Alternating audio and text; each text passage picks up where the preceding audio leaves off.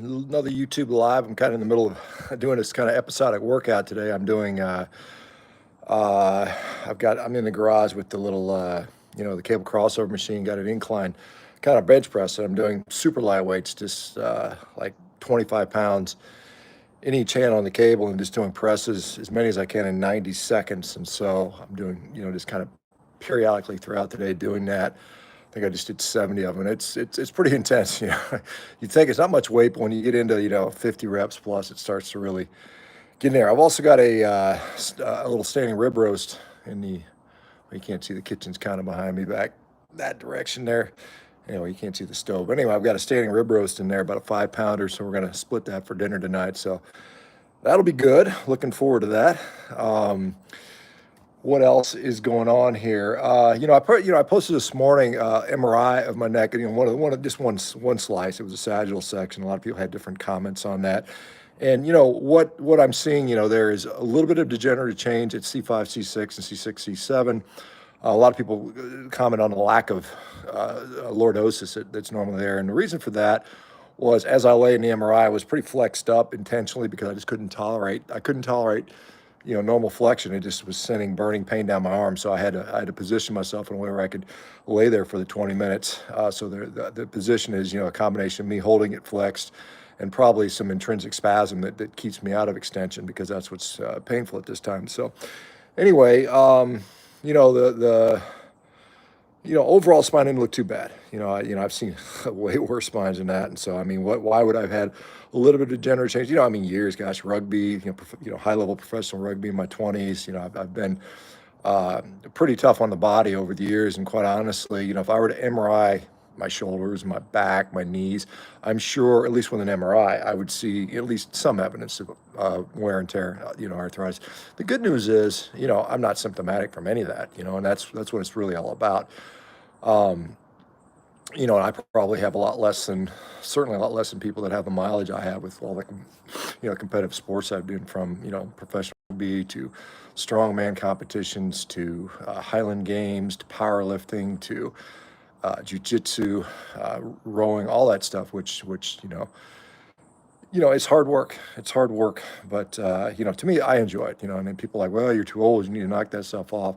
That's not going to happen. I'm going to keep training hard, keep playing hard. That's what makes me happy, honestly. And so I'll continue to do that. With the neck, once this gets better, either surgically or non-surgically, and I'm about 80% convinced it's going to be a non-surgical outcome. I'll go to the work on really strengthening my neck so it's protected in a more better way than I had been, because I really, it's not something most people don't strictly train their neck in a way that really strengthens it. And I used to, when I played rugby, I would do all kinds of kind of wrestling bridges with weighted resistance and things like that. All right, on to you guys. Let's see how you guys are doing tonight. Let me answer a few questions and say hi. All right, we got our 40-year carnivore here from Florida. How are you doing, my man? And Juan Ramon de la Cruz saying, hola back, Juan. Hope things are going good. Keto Mama says, hey, Doc, we already got our first super chat question from TK, $10 question here. Have you tried BPC 157? It helped with my shoulder recovery. Are mushrooms good on carnivore? I've become obsessed with onion mushrooms, smothered steak. Keep you in your prayers, Dr. Baker. Well, first of all, thanks for the last sentiment, for keeping me in your prayers, and I really appreciate all you guys who have wished me well and provided, asked me about different things and thought things that'll work.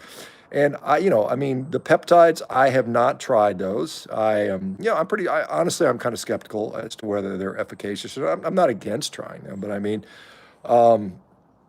a lot of people talk highly about them. I may down the road. We'll see. I'm not gonna rule it out, but I don't find a lot of, I think there's some things that are more likely to be helpful that I'm going to engage in first. And if those things don't work, I would try that before I'd have surgery. Let's just put it this way. Surgery is absolutely the last option because, and the gold standard for this would be an ACDF 1 or 2 level.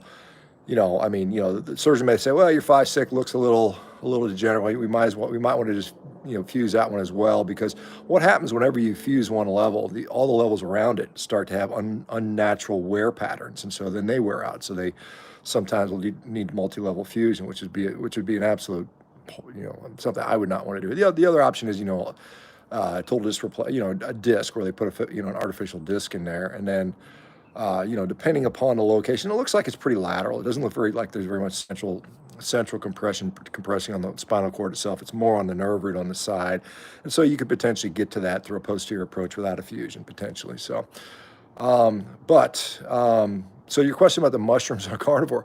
Well, here's what I would say. If we're talking about what is a carnivore diet, a carnivore diet doesn't include mushrooms. However, and this is you'll always hear me say this.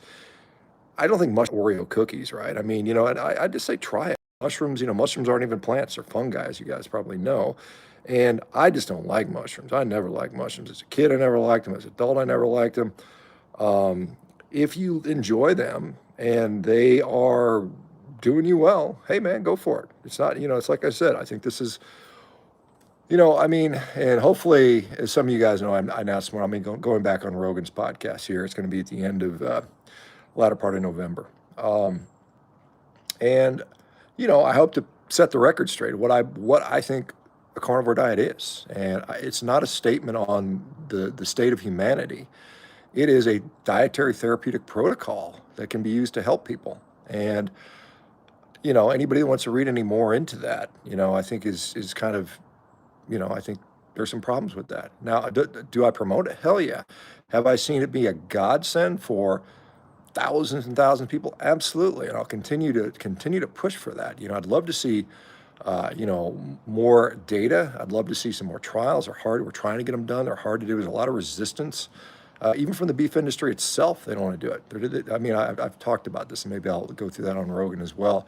Some of the roadblocks we've gotten into, because it's literally an industry of, the food industry wants you eating their garbage, and they don't want anything that would distract you from that. If you got out there and said, hey, carnivore diets are great for diseases X, Y, and Z, and then all these people became unhooked, unaddicted to all their crappy food, well, guess all these companies lose money. They don't like that, right? I mean, you think about how many people have gone carnivore. Probably some of you guys have gone carnivore, and all of a sudden you're like, yeah, I don't need the bullshit. I don't need to eat that garbage anymore. You stop buying it, and they've maybe lost a customer for life. Do you think they want, they want millions of people doing that? Hell no, they don't. They want to keep you guys eating the garbage crap, making profits. It's literally, the term fiat food is it's an excellent term, because they just basically print food. It's almost like, printing money. It's like, well, just print some cheap food, call it nutritious, gaslight you guys into thinking it's something you should be eating. And, it's like everybody gets sick, and the people that benefit from that, just laugh all the way to the bank. All right, let me go back to some more questions in here. Woodling's family saying DDE wear. I'm not sure what that means.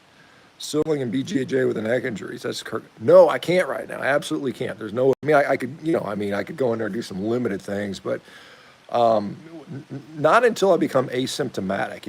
If the pain is completely gone, I've got full range of painless motion in my neck, and I've also strengthened it to then I'll go back to probably classes. And I'll probably work on some drills. I probably won't go to live rolling for probably 6 months, to be honest. Before I'll feel confident enough to where I roll, because it's not something, your neck's not something you want to play around with. You don't want to end up with central cord compression where now you freaking can't walk, or you're incontinent or something like that, which is a it's a potential possibility. So you have to be worried about that. All right, I got a $5 question here from Italian gone carnivore. Carnivore 18 months, 51 years old. Getting knee replacement next week, bone on bone. Can't hardly walk advice. Post-op drugs. Thanks for all you do. Well, one thing I would do is arrange for somebody to feed you while you're in the hospital. The hospital is not going to support you on a carnivore diet. I would strongly encourage you to maintain your good diet while you're in the hospital. And for the reason is that you will experience less post-operative pain. You will have less post-operative swelling. You'll have better post-operative range of motion, which will ultimately translate into better range of motion in the long term. If you get in there and you're swollen and in pain and lots of inflammation, you can't move your knee, the odds of you having reduced mobility in the outcome over the long term is significantly higher. Now, I don't know if it's going to be an outpatient procedure. A lot of the total knees are being done outpatient now.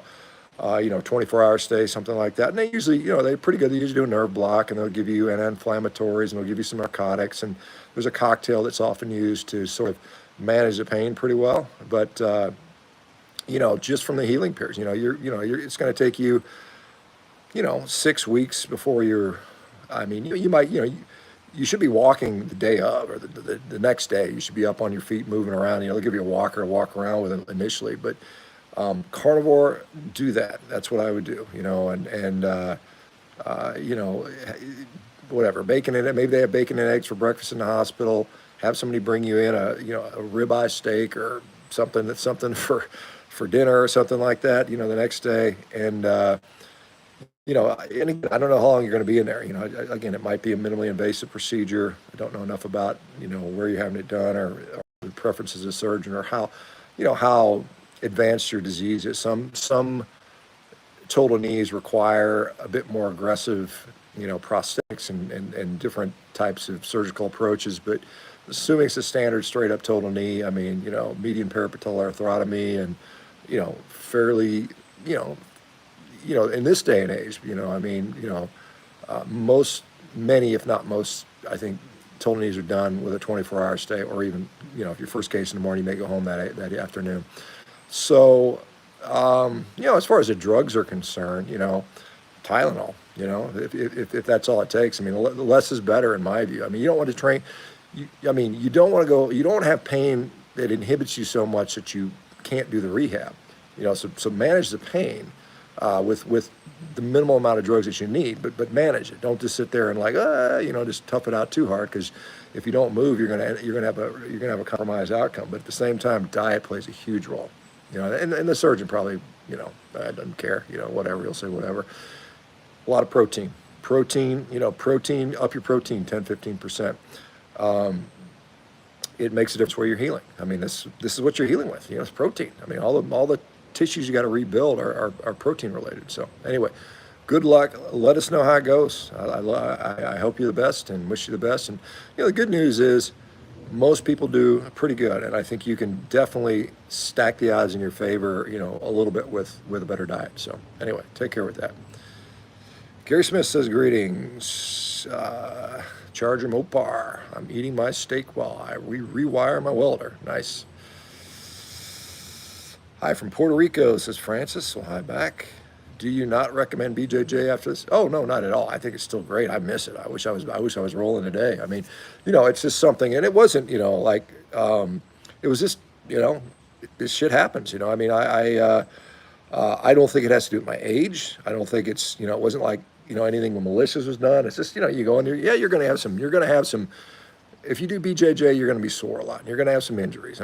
That's part of it. But the interesting thing is, it's so, I guess the draw is so rewarding for people that they're willing to put up with that, and it's something, like my injury occurred, I was going to a young kid, he's 20s, good wrestler, not quite my size, but pretty big kid. And, he just got behind me, and, I went to do something called a turtle.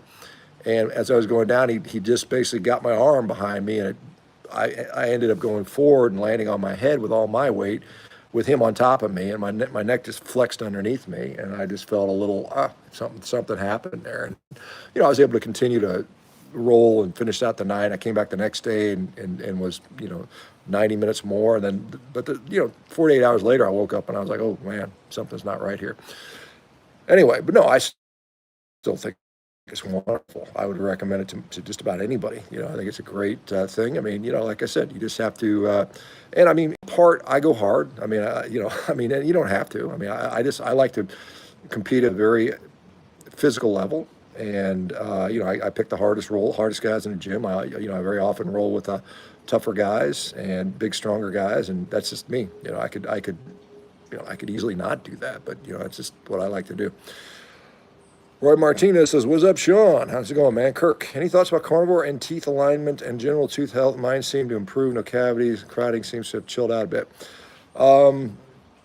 Well, I can certainly say, and I assume, as an adult, you can get braces and still move your teeth around a little bit. Most of our dental development obviously is during childhood, and that's where our jaw mechanics of our jaw and our food impact that. And so if some of you guys remember the work of Weston A. Price, the modern soft diet has led to, crowding of the teeth, not enough room for wisdom teeth, relatively retrognathic jaw, where the jaw is kind of, people don't have weak chins, type of stuff. And so that certainly is related to diet. Now, can a carnivore diet improve general tooth health? Absolutely. I mean, particularly gum health. I see people all the time that have had gingivitis, gum recession that has been restored on carnivore, just, and probably more accurately, not eating the processed, garbagey, sugary, starchy foods that so many people continuously eat. As far as the alignment is concerned, I'm not sure that I can see a reason for that. I mean, potentially if there's less inflammatory change, it might have a bit of an alignment effect. Somebody like Kevin Stock might be a good resource for that. He's a carnivore dentist, and so, but yeah, I mean, it can definitely help in general with the mouth for sure. Charger Mopar, I got a 69 Charger. All right. So their satellites do whatever, they shift around. Sometimes I'll lose a signal out here, but I live out kind of in the country. Let me give you guys a little view of my backyard. That's what I'm looking at. Here we are out in Washington State. A little bit rainy today. It's in the 50s, but kind of a nice fall day. But yeah, so 2-level fusion. Yeah, it's pretty common. I mean, I've done that surgery. I did that surgery in my residency when I was doing my spine rotation. So I've done ACDFs on people. Anterior cervical disc fusion is for you guys that don't speak orthopedic-ese or spine surgeries. There's Mr. P. Prommel Mike. I always have a hard time pronouncing that. Good evening, Dr. Baker. Good to see you again. Johnny Duck Hunter says, hey, Doc. And what else we got here? Harmon says, I definitely know how you feel. The real deal, yay, no surgery, high L. Yeah, hopefully not, like I said. One day I hope to feel and look as strong as you, Dr. Baker. Well, it's just a matter of consistency over time. I mean, I've been working out, training hard for 40, how old am I? I'm almost to be 57 here in a couple months. And I started when I was about 13. So yeah, 44 years I've been training, right? And with weights, and I was doing before a little bit, I was exercising before that. So probably, gosh, even longer, probably going on almost 50 years.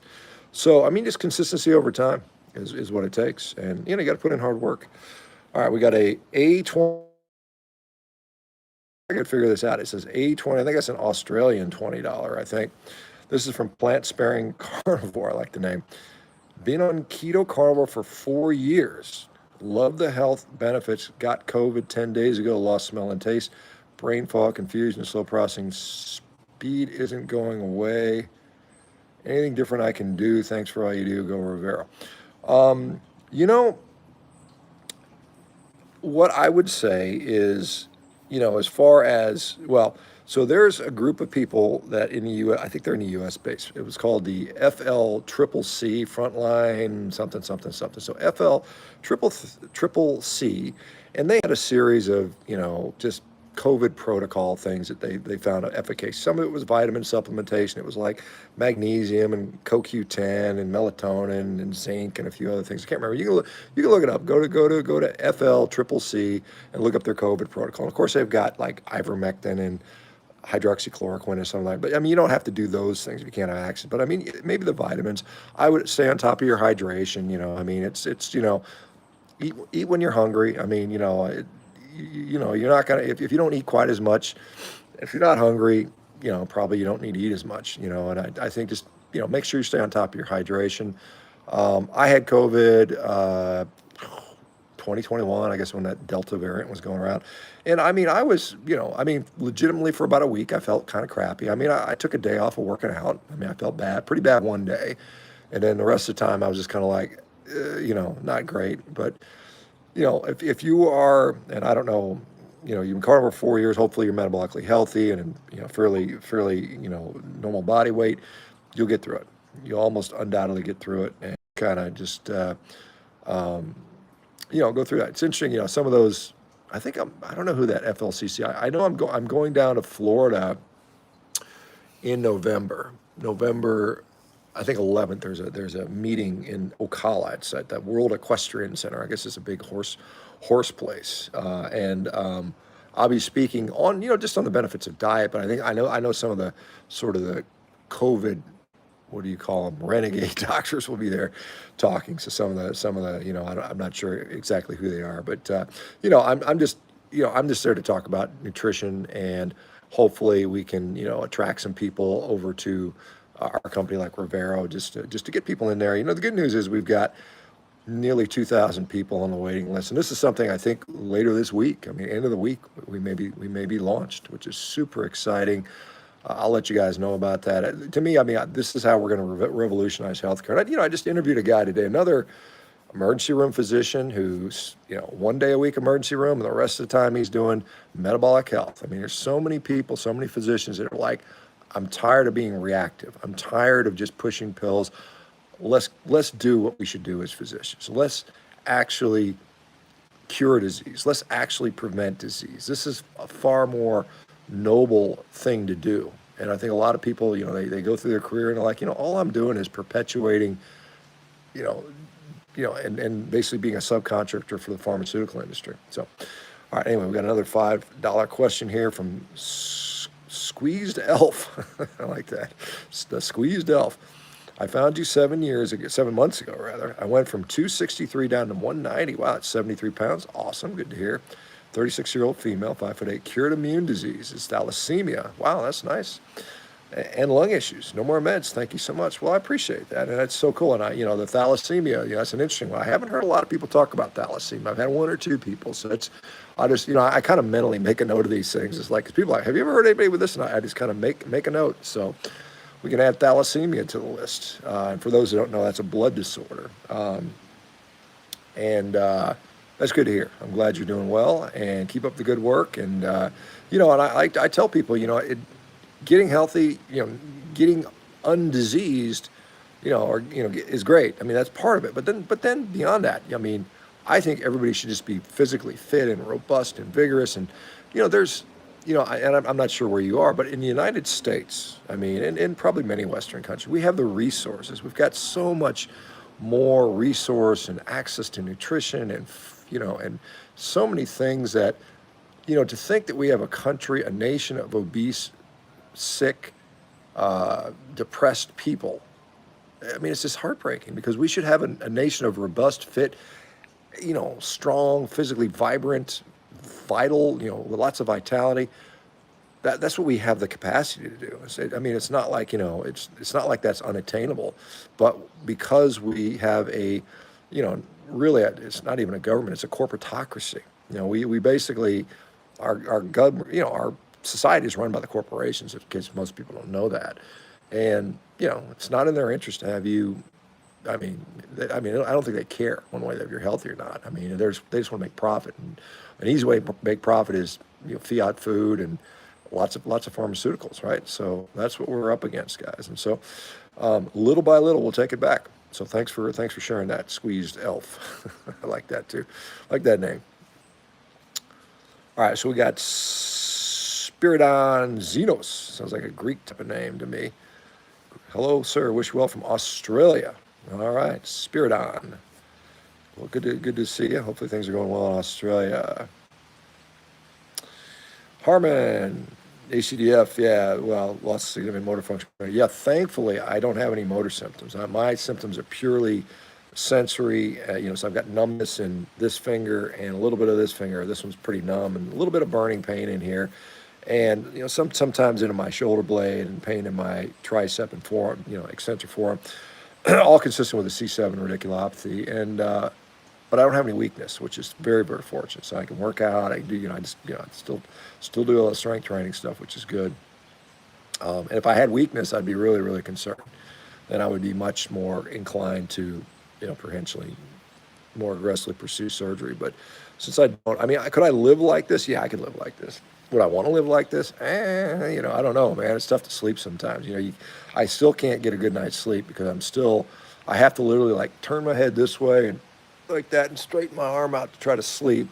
And it's hard to maintain that position. So what happens, I'll fall asleep and my head will fall back in position, and then like whatever, an hour later, I'll wake up my arm on fire. And it's like, and so you wake up and you get up and walk around the bedroom and shake your arm out and stretch everything so you get back to bed, and you don't really fall asleep. So I haven't had a good night's sleep in 2 months. So I'm operating on, whatever. All right, what else we got here? Keto Mama, I'm doing a 30-day lion challenge, and I really like it. Trying to heal and grow cartilage in my knee. Don't want replacements. I don't know if you're going to grow cartilage, but you might find that the inflammation subsides so much that you're not having a lot of pain, and you may not need that. So I don't know if you can regenerate significant amounts of cartilage with this. I've seen no evidence to suggest that you can. Now that may change. Maybe we'll see that at some point. All right, we got another super chat here from S Golan 90, I guess is how you say that. Are you always in ketosis while on the carnivore diet? No, you're not. That's an interesting thing. A lot of people assume you are just because you're not eating carbs. So what would make you not be in ketosis on a carnivore diet? Well, eating frequently, eating a little bit higher protein, potentially for some people, or certainly you won't be in a high amount of ketosis. You might be producing a low level amount. But to get into like a significant amount of ketosis, for me, I have to pretty dramatically increase my fat.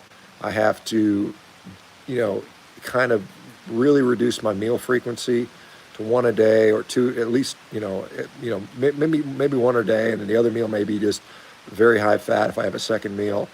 Exercise can help, at least, subsequent to the exercise, maybe not during the exercise, because your liver is going to be bumping out some glucose while you're particularly intense exercise. So carnivore diet can be ketogenic, but it isn't always ketogenic. And the way I do my carnivore diet, because I am very protein centric, which some people disagree with, but again, my goals are muscle mass, lean mass.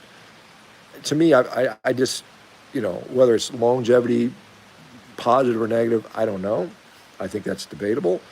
But I know I like having more, I just like having muscle. I like being physically fit and strong and functional. So for me, that's my preference. And there's all kinds of debates about, is protein bad or good or whatever. And I think there's definitely camps around that. And I'm definitely I think protein is generally a net positive camp, for various reasons. Now, is it going to make me live to be 120? I have no idea. I don't really concern myself with that, honestly. And I think people that promise you that or allude to the fact that they know what makes people live longer, they're just basically, kind of full of it because we don't know.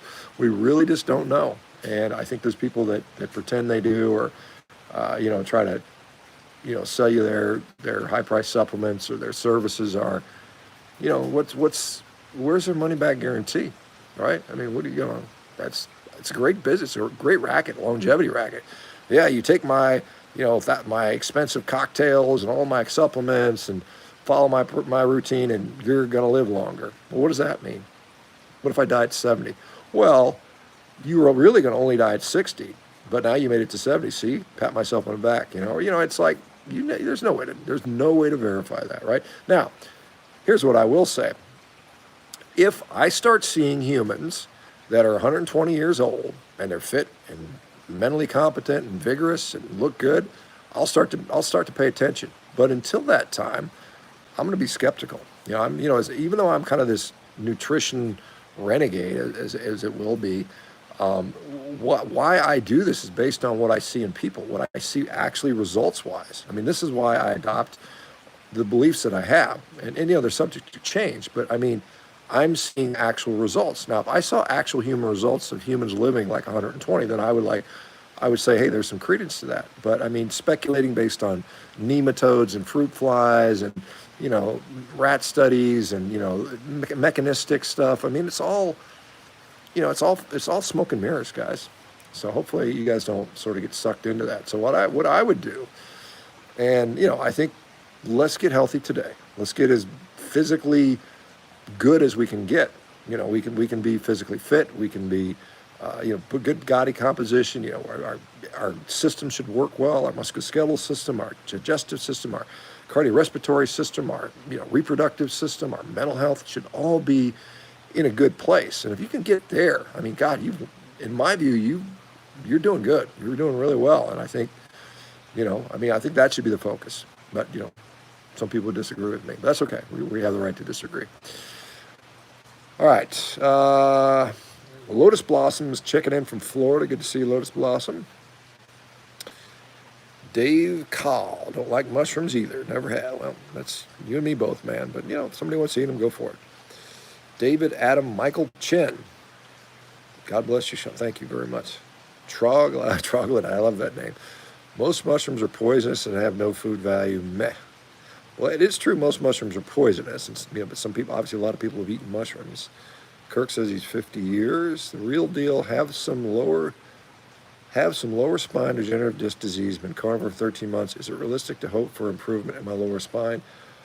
Yeah, sure. It is. It depends. I don't know the overall condition of your spine. There's things you do. I think I'm a big fan of strengthening the back, irrespective of whether you have degenerative disease or not. I think it's helpful. Diet can take away some of the inflammatory stuff.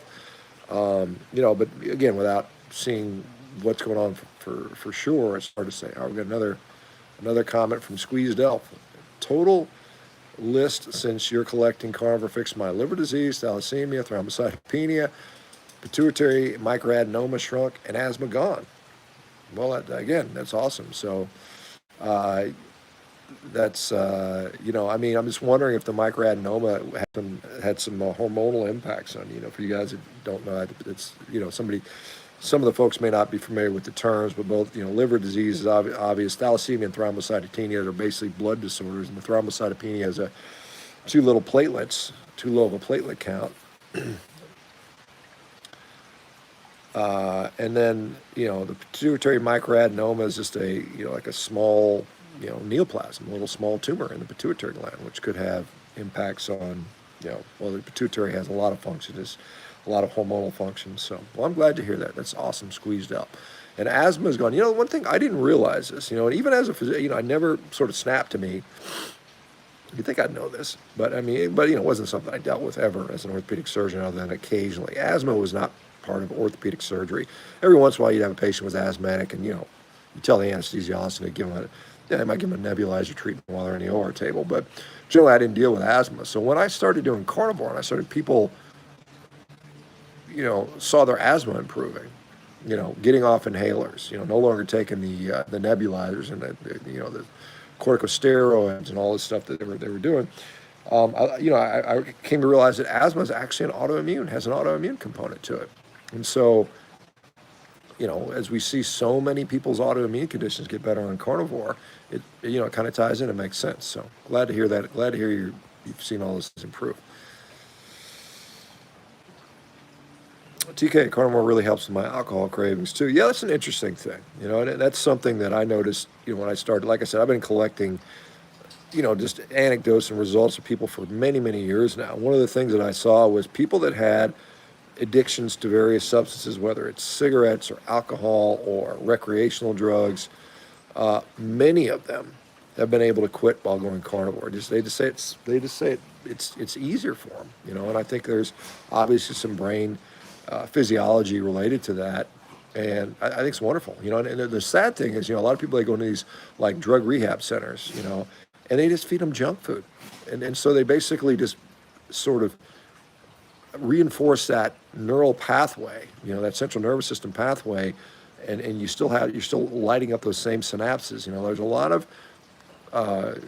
sort of commonality between addiction of alcohol and drugs and food addiction. So you're still reinforcing those pathways. All right, we got another $5 question here from Shane Jarrett. Hey doc, my mother has eosinophilic esophagitis. Will carnivore harm her? She is losing weight rapidly and no answers from docs here in Oz.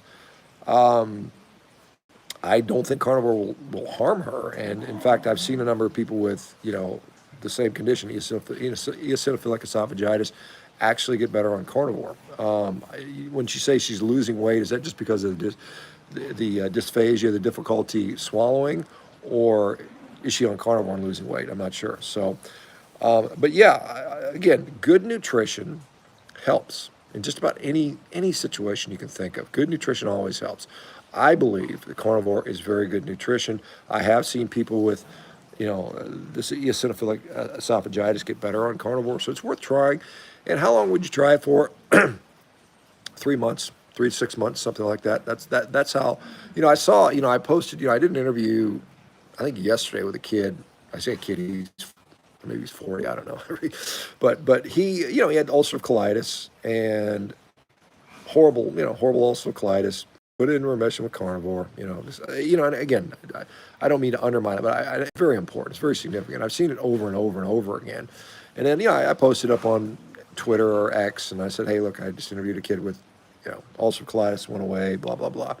And a whole bunch of people like, yeah, me too, me too, me too. And one guy said, well, my son tried it for 6 weeks and it didn't help and then quit. And I'm like, honestly, I think you got to give it 3 to 6 months for something like that, particularly primary gut issues. I mean, I just think it just takes a little longer. So unfortunately, maybe they would have tried it for 6 months and it didn't work. But I mean, I think that's the amount of time that these things sometimes take. So anyway, good luck with your mom. Hopefully she tries it. Like I said, I do consultations if somebody needs some more direct help. I think there's a link in my bio. Book a 30-minute session, and I can talk to somebody in more detail if that's desirable. Anyway, all right. They want us eating duck food, says Charger Mopar. Yeah, I guess so. Juan Haynes, don't shop the center store anymore or the produce department. Well, it makes shopping pretty easy, doesn't it? Roxanne, I've never once gave my kids a bowl of cereal or a loaf of bread. They lost some profit from me for sure. Well, good for you. I mean, and hopefully your kids are doing well and growing strong, and I'm sure they are. Yeah, it's a sad thing to see how many kids are, childhood obesity rates over 20%. Obesity, not just overweight, obesity. That's BMI 30 as a kid. It's pretty scary. And getting worse for sure. And all the mental health issues, the ADHD and the depression, and it's just amazing to think you have a kid who's depressed. 9-year-old kid's depressed. What, I mean, kids are supposed to be. I mean, nothing hurts. You're physically fit. You've got a brand new body. Why are you depressed? I mean, obviously there's traumas and things like that happen, but I mean, most of it is probably just garbage nutrition. So good for you for starting off right. And hopefully they teach them, and you teach the kids, like, nutrition is important, guys. You need to get adequate protein and, essential fats, and, stay away from the processed stuff, and, and just give them a good footing. If you get them a good starting, not only just from their developmental standpoint, I mean, their IQ will be better, their physical development will be better. They're already going to be in the top, 1% of the population just from that. And then if you can impart some level of wisdom in them about how to cook, how to make healthy food, I mean, huge advantage. Lorraine Frechette, already feeling much better for the couple of months on carnivore with some keto. Also blood pressure 157. I don't know what that's what blood pressure. Oh, also BP 157. You're talking about the peptide. Okay, thanks for that. Black Dog. Once I was a few months in on carnivore, my body rejects many things I used to like, mushrooms, corn, especially. Yes, some people notice that. I started carnivore and now I consistently bowl above 225. Well, there you go. Improve your bowling average. Good for you, man. I think the best, I haven't bowled that much, but I think the best I ever bowled in my life was, I think I hit a 230 one time. I think that was like my best ever bowling game. I've played probably, 10 times in my life. About once a decade I'll bowl, something like that. Nutrient density, how's your ketosis going? Yeah, it's going pretty well. Any more debates in the future, says RKO 190. Well, yeah, this James Aspie kid is coming on 30 October. So in a couple weeks, we'll have a little debate with him and this other other guy who's a nutritional something something. They're both kind of religious vegans, so it should be interesting.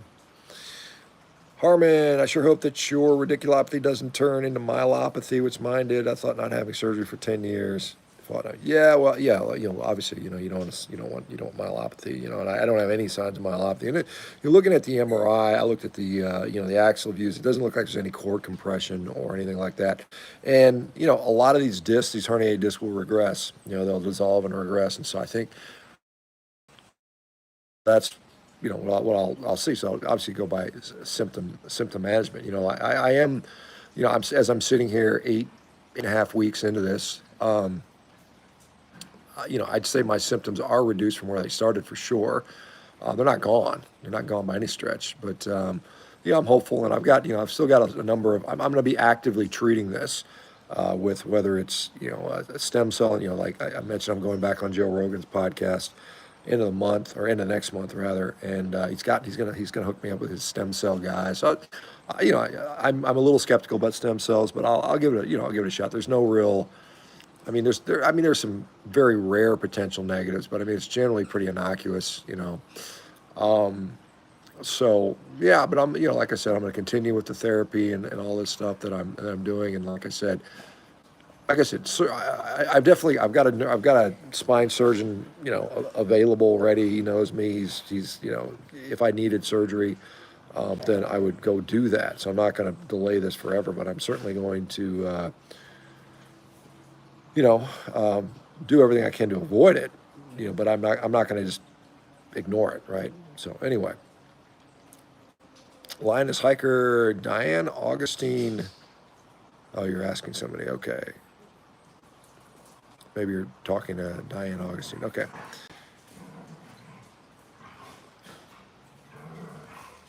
My cardiologist doctor put down on my pre-op workup that I was ketovore. I get bacon, eggs, and everything else was carbs. All right. Well, just don't eat the carb stuff, right? Heidi's here and there again. Number 57 says hello from Vancouver, Washington. Good to see you again, Heidi. All right, nutrient density black dog. Do you have... Okay, I think this is... You have lost the enzyme gut bacteria needed to be able to digest these food. Carnivore should not be forever. All right, black dog. I got into a motorcycle wreck in 2018, broken collarbone and fan of narcotics. So, should I take a multivitamin while eating carnivore? Says Penny Henry. I don't think so. I don't see a big real reason for it. Here in Oz says hi from Australia. All right, Robert Wadlow. Shawn Baker is a beast. Squeezed out. Broski, you are amazing. Found you, and it's 7 months later. I'm 73 pounds lighter. Yep. Oh, we talked about that. Yep.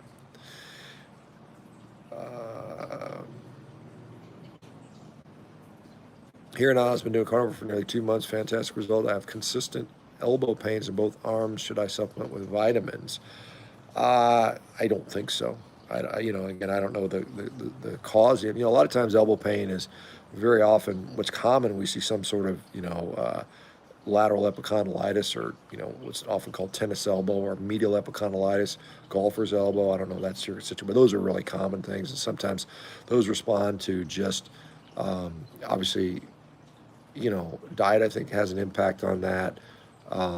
Stretching, activity modification, those are things. Sometimes a little counterforce bracing can be effective. Again, it's hard to really give realistic advice in this setting. But anyway, troglodyte, I never get tooth plaque like I used to. Gums feel better on carnivore. Yeah, a lot of people will definitely echo that sentiment.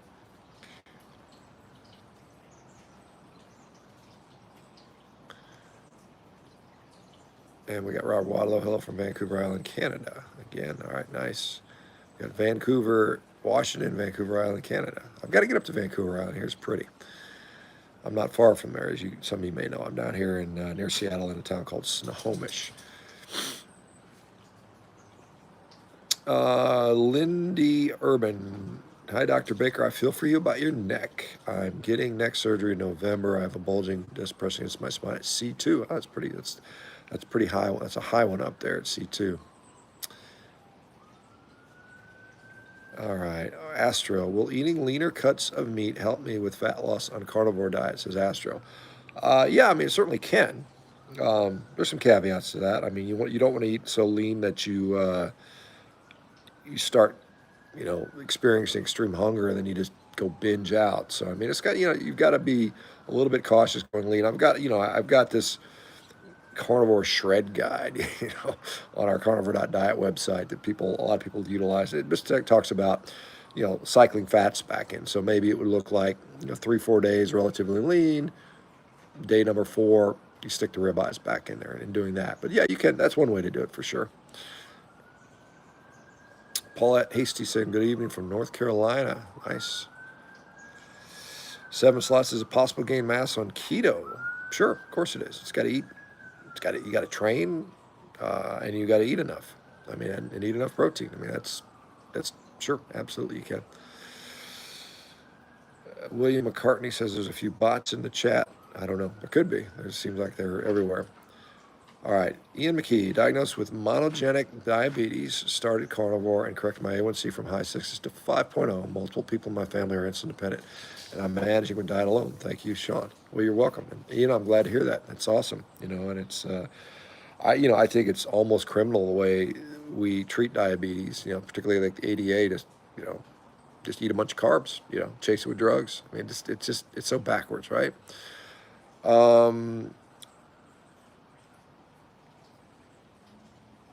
Dr. Becker, you have the chance right now to explain people not eating carbs and always in ketosis. People are getting hurt. People are getting hurt. I'm not sure what you mean by that, but yeah, I mean, I discussed that. Yeah, I mean, you can be in ketosis and still eat some carbohydrates, and you can eat 0 carbohydrates and not be in ketosis. Yeah, those things can occur. I mean, there's like I said, carnivore diet is not always ketogenic. Certainly can be, and it's not hard to get into ketosis on carnivore. But it's just a matter of macronutrient choices and meal timing, mostly a little bit of exercise.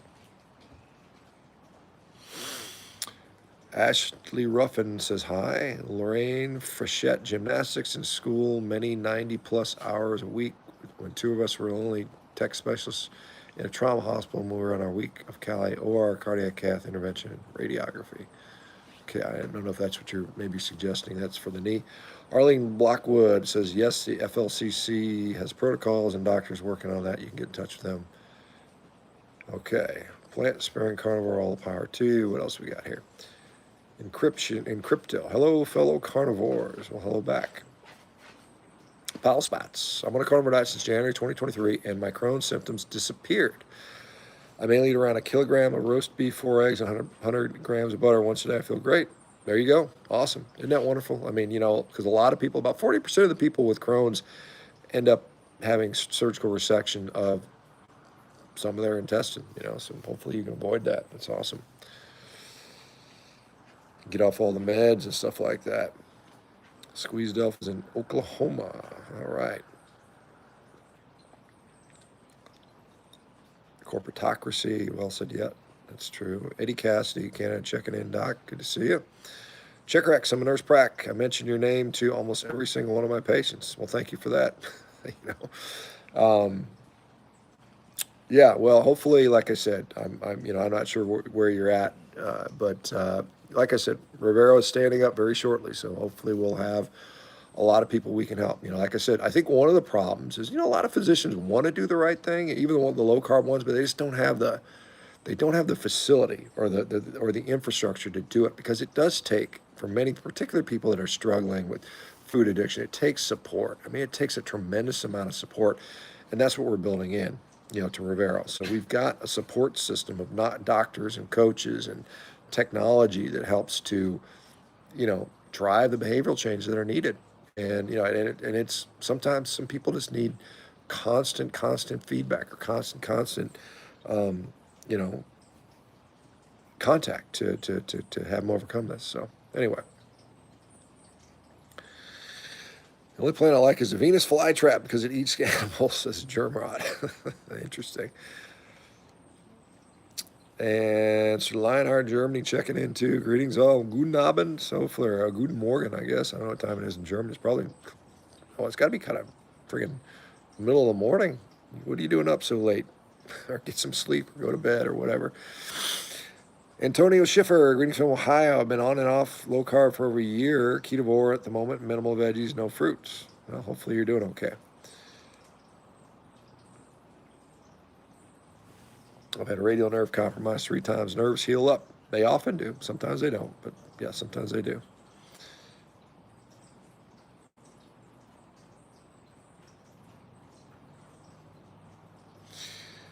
Linda Straub, do you fast? How many hours if so?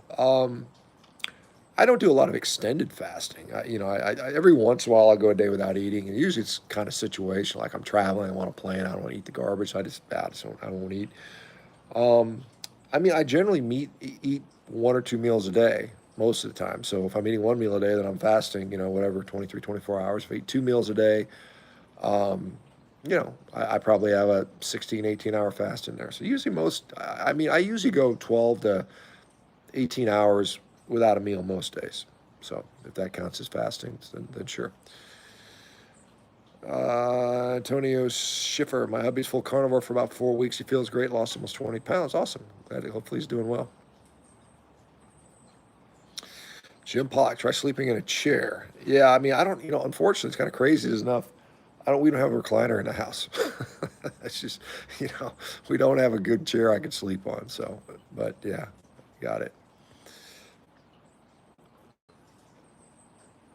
Royals seem to live long and eat heavy meat-based diets. Okay. Well, certainly, what was her name? Queen Elizabeth lived to what, almost 100, right? And she was, I think, keto or something like that. All right, what else we got here? Lydia Urban, do you eat any fermented foods for your gut bacteria? No, well, I don't eat any fermented foods for my gut bacteria. Do I have some fermented foods? Occasionally, I'll have some yogurt, So, Greek yogurt. So, I guess technically that's fermented, right? Um, but I don't do that for the intention of messing with my gut bacteria. And I know there's some people that are advocates of fermented vegetables, sauerkrauts and things like that. And I think, there's some potential benefit that if you're going to eat vegetables, maybe that might be a better way to consume them, so you don't have to ferment them as much. And, because the fermentation process leads to, gas production, which can be uncomfortable for a lot of people. But no, I don't. I can't think of any fermented vegetables I would like the kimchi's and sauerkraut. I just don't like them. It's not like, ugh, I don't want to taste that stuff. So, but I do have, I guess dairy, a little bit of fermented dairy, I suppose. Rob Lovegreen, I've been eating lots of free range egg yolks lately, cooked in butter, like a super vitamin. I don't just whole eggs as well. Oh, well, then keep doing what you're doing, man. Sounds good. Tink, watch your video showing the dehydrated meat chips. We love them. Bought a meat slice this morning on Prime Day to make it easier. You rock. Love the different types of content. Vegan bacon. Yeah, you like that. Was it the Frangie lady?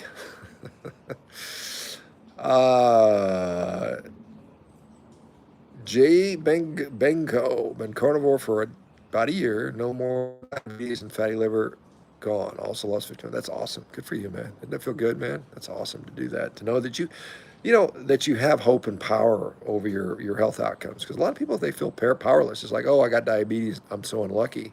And their doctors just well, you got this chronic progressive disease. Here's your metformin. Here's some blood pressure meds, blah, blah, blah. Lower your cholesterol down to 70. And it's so disempowering, right? It's just like we eat a plant-based diet, maybe, right? But to know that you capacity to fix yourself is it's so empowering, isn't it?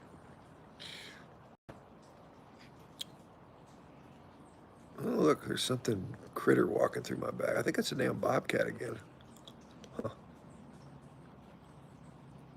Interesting. Yeah, I've seen a bobcat walking through my backyard a couple of times. I think I just saw him again, but it was just really quick. So got to keep Mr. Maximus away. That bobcat would just munch Maximus for a snack. All right, Austin Brewster, Northwest Indiana, checking in. RN in the ICU and ER. I've recommended your channel hundreds of times to my patients. They're open-minded and really looking for answers to health. Awesome. Well, Austin, I used to live up there in Northwest Indiana. I don't know where part you're at, but I lived up in Dyer, Indiana. If you know where that is, it's right up in that area, obviously. So, grandparents were well. Munster, Griffith. I had some relatives in that area, so maybe you know some of those places. Noel Ochoa says hi. Squeezed Elf, I told her about Carnivore and directed him to Dr. Baker. Dr. Baker, well, thanks for that, Squeezed Elf.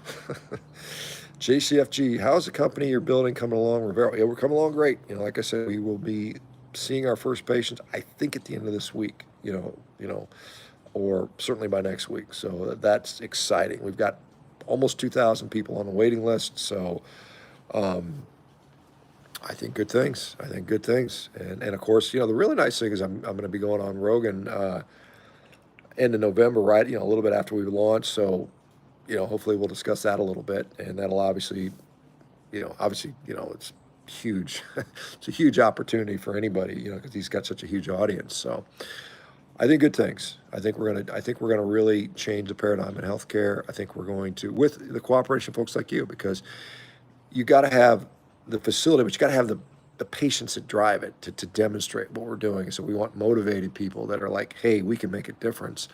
And, even if you're helping yourself, but then you're also helping the rest of society by showing the results, right? So that's the exciting thing for me. And I know we've got some just great people that are going to come in there and sign up and, and just kick ass, and we'll be able to share. I'm excited because I want to do like little documentaries on our patients and go to their house and see them at the beginning and then see them, whatever, 6 months later, a year later, and to say, look at the transformation this person has done by actually doing healthcare as it should be, changing nutrition, fixing their lifestyle, and showing what power is out there.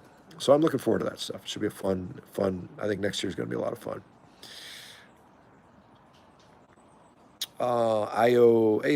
When in the next AO? I don't know if that's, I've got a, it's the second time I've ever seen that name. My son's best friend is named AO. Yeah, jiu-jitsu, just, got my neck rolled under me while my weight and another 200 plus pound guy on top of me.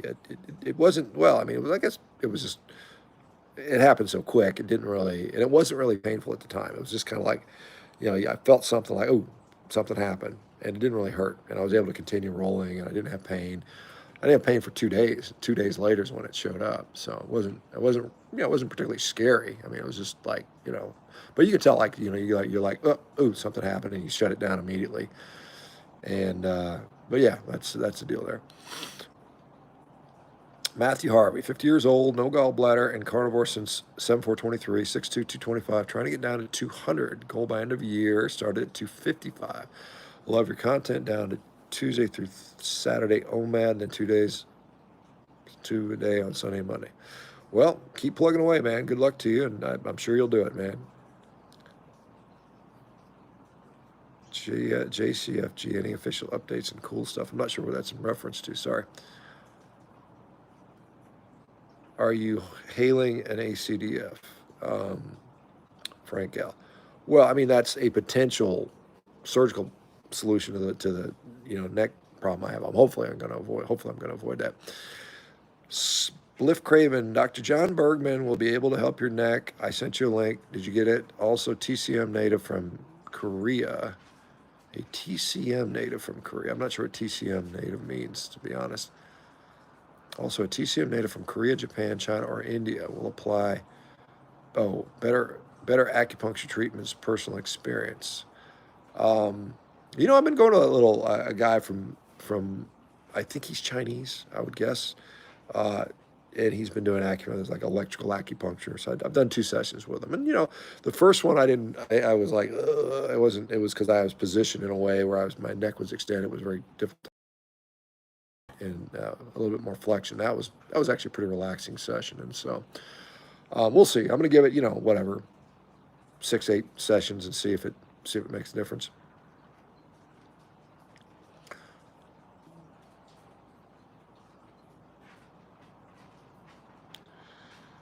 All right, Jake F., a YouTube farmer that I watched, said, "What do you do when you have to make dietary changes for medical problems and you only have freezers full of beef?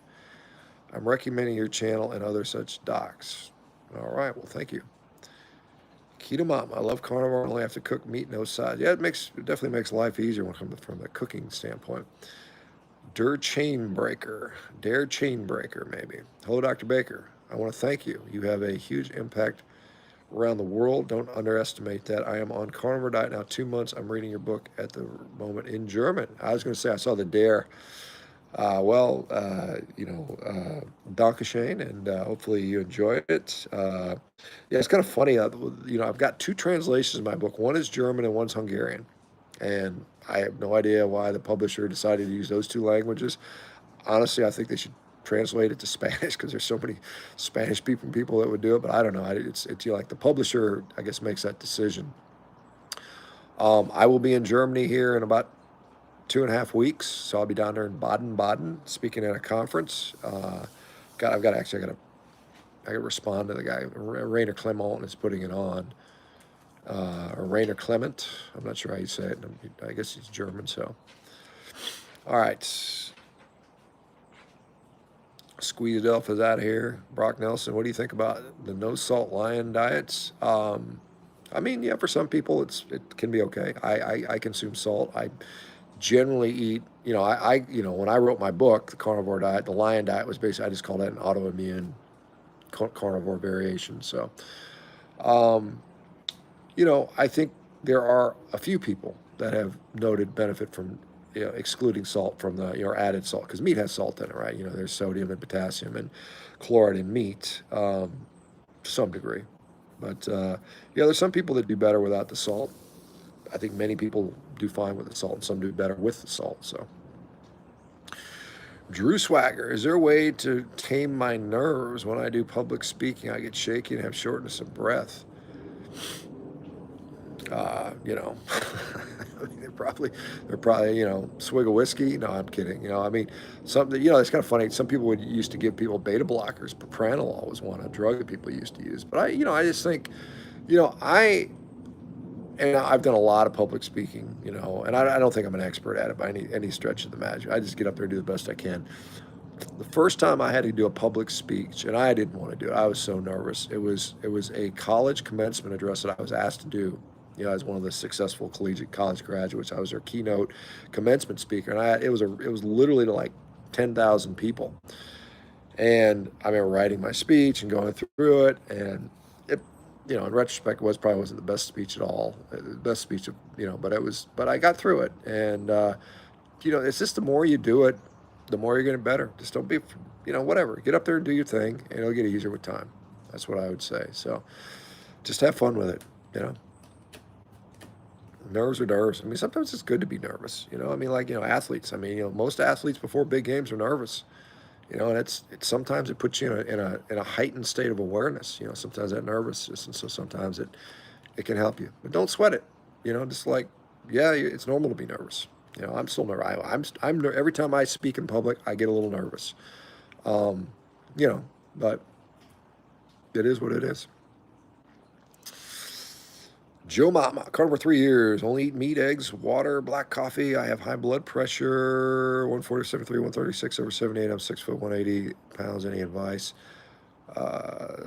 So 140 over 73, 136 over 70. It's not really that high. I mean, honestly, that's, it's 140 was considered normal systolic up until like 3 years ago. So, and I'm not, the reasons for that are kind of debatable.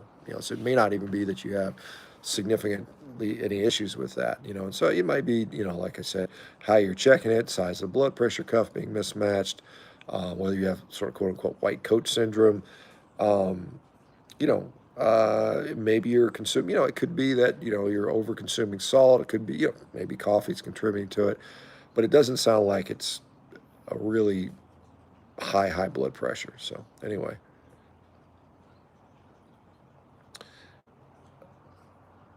All right, Dan Russell, can carnivore diet help with high blood pressure and heart disease? Well, I mean, as we just talked about, a lot of people that go carnivore see their high blood pressure resolve for sure, and I think that has to do with, sometimes reduction of inflammation. Now, heart disease, heart disease is multifactorial, and I think it can certainly reduce a number of risk factors that contribute to heart disease. It can lower your blood pressure. It can lower your inflammatory state. It can improve your glycemic control. It can improve your body composition.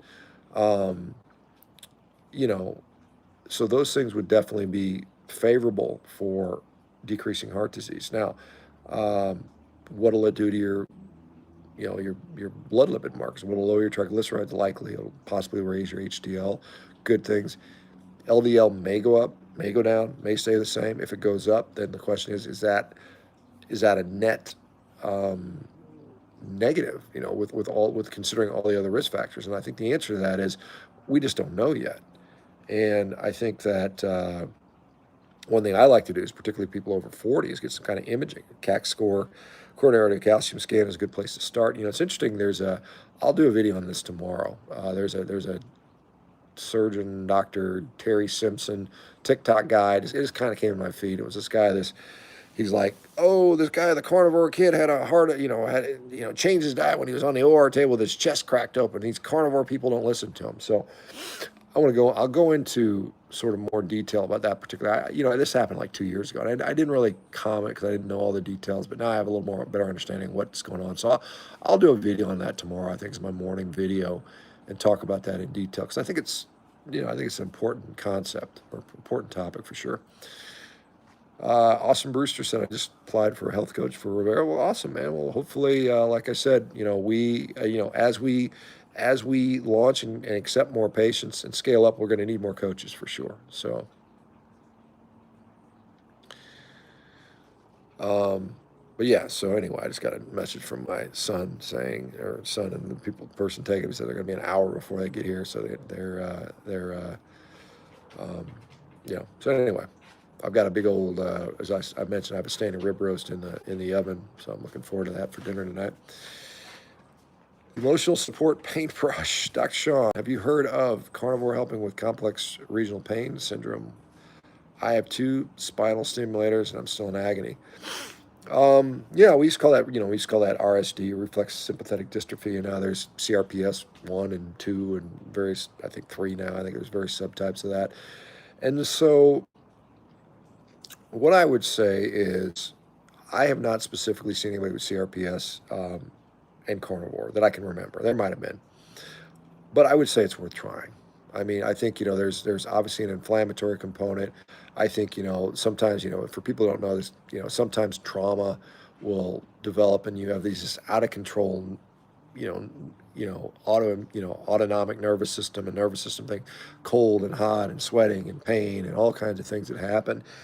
And there's a lot of things like desensitization therapy. People put people on these various drugs, Lyrica, gabapentin, things like that. Sometimes people try stellate ganglion blocks. There's all kinds of treatments for this of varying efficacy. I can't see where a carnivore diet wouldn't at least be potentially beneficial. So I would try it for 3-6 months, see how it goes, and because obviously you're like you said, in agony, and so it's worth a shot. And if you do it, let us know how it goes, because I think that's something that, Nutrivore is the other guy in the name in the page. And he's kind of, there's some issues with that guy that I'm almost regretting allowing him to come on to debate, but that's fine. I can, it's there, but anyway, it's fine. Doctor stepped my thyroid med from 60 to 90. Okay. Well, I don't know how to comment on that, without any more information. The camping carnivore. I've been carnivore for 10 months, tested my blood recently. I'm not in ketosis. Should I be beef, butter, eggs, a little goat cheese, and goat milk? Should you be? I don't know. I mean, what is the goal? I mean, like I said, what is your goal? Is your goal some blood ketone number, or is your goal some sort of like clinical endpoint? Like for me, I don't really care. The lab numbers are whatever. I mean, they're okay. I mean, but the goal for me is something meaningful clinically to me. So, all right, guys, I'm gonna give us about another 5 minutes. Then I'm gonna have to shut this down. So it's good seeing you guys. So if anybody has any last minute questions, we'll try to get through those. I'm way down 15 milligrams to started thyroid. So Cindy Braddock rather. It's very hard to find something about carnivore diet in Germany. So thanks for your book and your engagement. I feel great on carnivore. I have more energy and health improved. That'll be interesting to see how hard it is to do carnivore in Germany. I guess, Germany, it's kind of interesting because Germany's like land of sausage and all that stuff. Bible reading bear. How tall is Joe Rogan? I think Joe's around, I don't know, 5'8", 5'9", something like that. I can't remember. He's not like super tall. I mean, but he's kind of like, sort of average height, I guess, maybe slightly below that. So 5'10's average height. I think he's somewhere in that neighborhood. Obviously I'm 6'5", so I'm quite a bit taller. But Joe's a good guy. I mean, you know, at least to me, he's been a real good guy. So anyway,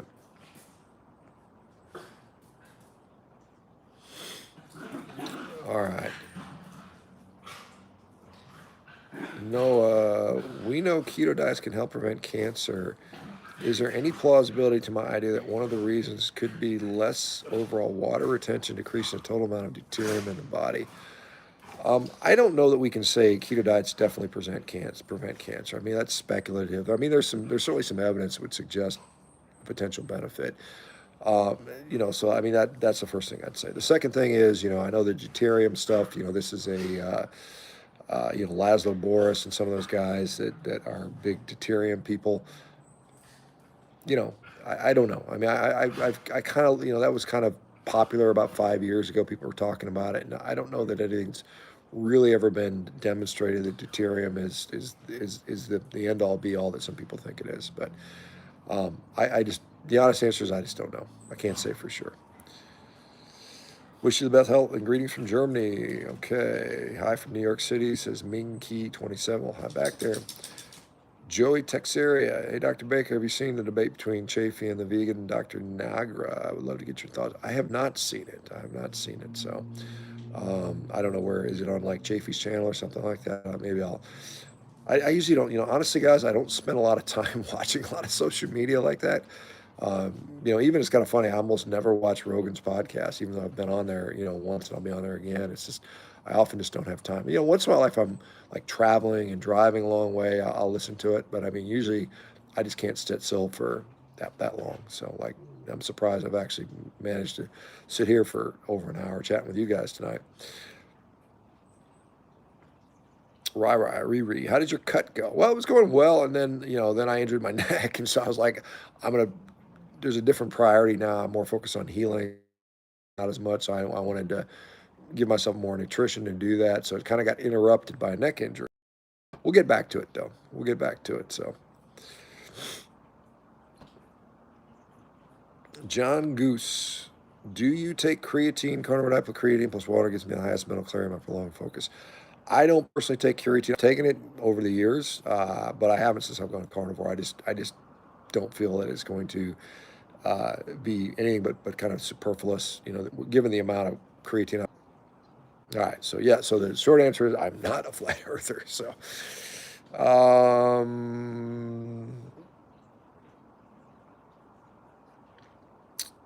Dr. Baker is 100 years old, January. No, I'm not 100 years old. 50. I'll be 57 in January. So, all right, Carnivore Backwoods. Hey, from East Tennessee. It's possible to put on mass and carnivore. I went from 138 to 152 since May 1st, mostly muscle. I'm still fairly lean.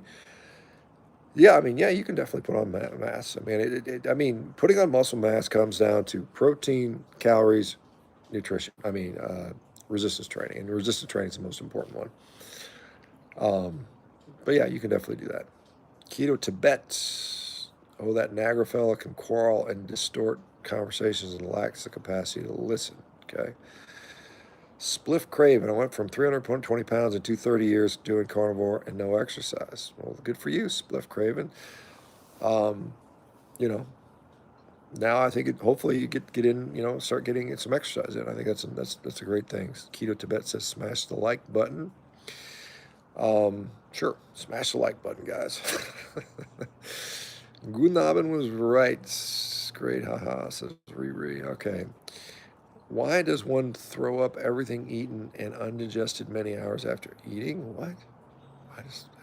Well, most people don't do that. Most people, I mean, why might you do that? I mean, either it didn't sit well with you. It was your body rejected it for, contamination. Maybe you've got some sort of uh, obstruction going on, a viral illness. I don't know. I mean, there's a lot of reasons people puke.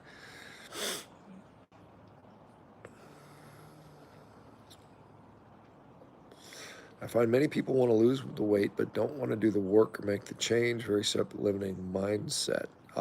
Yeah, I mean, there's certainly that.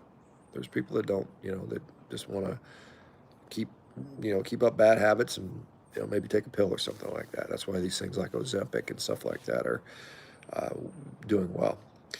All right, Josh Kent says, thanks for your vids, man. I'm killing it. My wife had a high A1C 3 months ago, almost 9 this morning after 90 days, 6.2. Awesome. Another great one.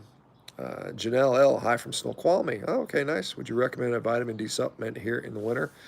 Honestly, probably not. I mean, you can certainly bump up your vitamin D foods. Get some salmon and some, uh, you know, eggs, maybe some dairy products. I mean, like I said, I think, in my view, make sure if you're assessing your vitamin D levels, your serum vitamin D levels, you should be looking at vitamin D3 and see what that is. Because, when we look at vitamin D deficiency states, below 20 is what's considered, vitamin D deficient.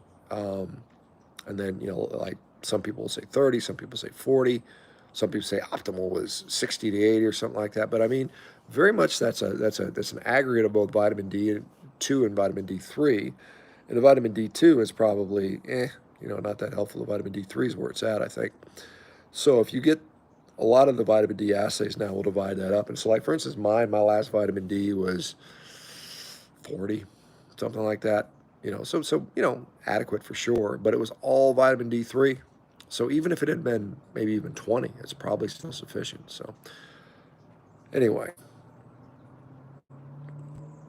Margaret Dibben, can you explain why my hair's going back to its original color? Been gray for 5 years, but since starting Carnivore a couple months ago, it's reverting to its natural color.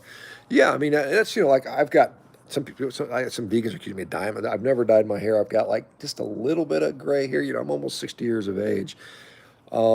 And I think part of that is, I mean, if you look at the etiology of gray hair, I mean, there's some evidence that says things like oxidative stress can lead to that. So perhaps reduction in oxidative stress. There are some thoughts that, certain minerals contribute to hair color. So those things can be going on. So better nutrition, less oxidative stress is probably what's going on there. Blue cheese and brie cheese, says Minky. Yeah, both of those. Well, I'm not a big fan of blue, but I definitely don't mind the brie. I've got a French woman that I live with, and she definitely, brie is obviously a thing that is quite good there. Robert Waddle, I think fermented vegetables are greatly overhyped. Yeah, probably are. Spliff Craven, I went from diabetes type 2 to normal. My A1C is around 4.9, daily glucose is 5.0. There you go. Awesome again. Chuck, appreciate things. Thanks, Chuck. Lorraine Frechette, how about an adjustable bed? Many people have a time to get quality sleep on their backs in a chair, try to bed and minimal success. Yeah, I mean, again, I to buy a new bed, or I guess I could prop it up on blocks and stuff like that. But I'm just, it's not, if it became something chronic, then maybe I would consider that. But I'm not at a point where I think I need to do that. All right, guys, I'm going to shut this one down. You guys have a great evening. It was great talking to you guys. I got to get back. I got to finish a workout real quick and then cook up that standing rib roast, which is, man, this is going to be a treat tonight. Looking forward to that. So we'll see you guys later. You guys have a great one. Thanks for subscribing and all that stuff. And share this, our channel with, people you think it would be helpful. Anyway, thanks everybody. We'll talk to you soon. Bye-bye.